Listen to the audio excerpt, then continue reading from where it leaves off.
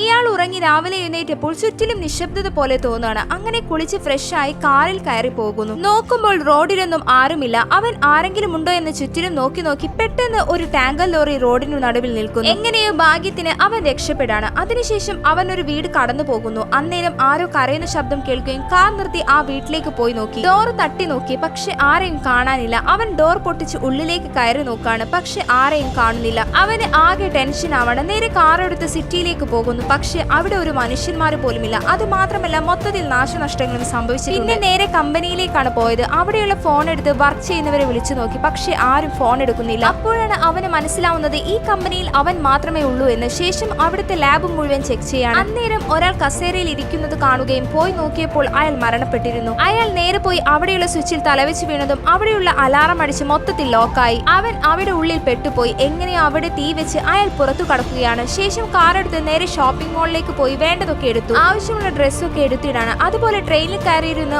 അത് ഒറ്റയ്ക്ക് ഓടിച്ചു നോക്കുന്നു. അങ്ങനെ കുറെ കാലം ഒറ്റയ്ക്ക് ജീവിച്ച് അയാൾക്ക് ഒന്നും വേണ്ടാതായി. ജീവിതം അടുത്ത് സൂയിസൈഡ് ചെയ്യാൻ വരെ എത്തി. അപ്പോഴാണ് ഒരാൾ നടന്നു വരുന്ന സൗണ്ട് കേൾക്കുന്നത്. അത് ആരാണെന്ന് നോക്കിയപ്പോഴുണ്ട് അതൊരു പെണ്ണായിരുന്നു. അവൻക്ക് അതൊരു ആശ്വാസമായി.